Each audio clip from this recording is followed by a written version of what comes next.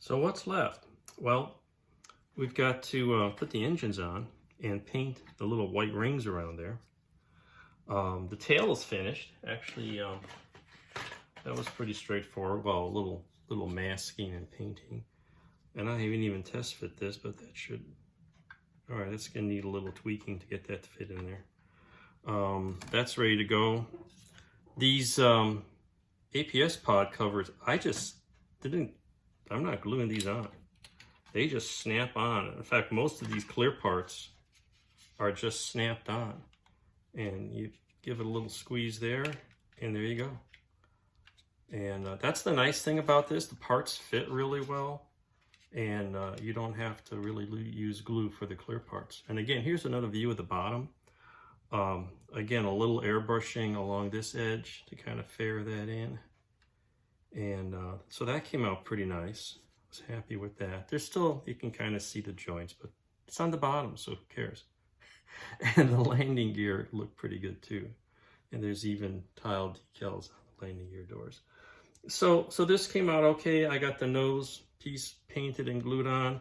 So the remaining thing is now that I get the doors and any kind of payload I want to do, but I can always do that later because that will just pop in there. This outer door, which they fit on here nicely, we'll do that in the future episode, but it had a molding issue. There was a little gouge in there, so I had to putty that, got a little primer on it to finish that off. So these will just get, got to paint these, and the inner doors, the radiators also are provided, and they're just going to get primed and painted with sort of a shiny aluminum of some sort. And it's got a little arm. Why do they give you these arms with this goofy little fork? That is so, you know, it's not how the thing really looks. Everybody knows that.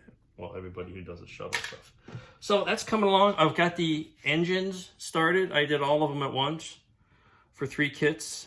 And we'll talk about this more down the road. But these were primed with the Stynylrez dark gray and then hit with some Vallejo gunmetal.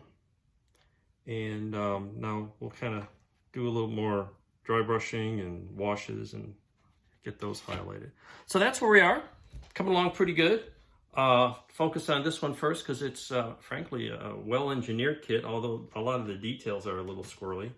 But that'll get it out of the way and wrapped up, and then we'll use those lessons on the Revell kits. So thanks for watching, and stay tuned for more down the road.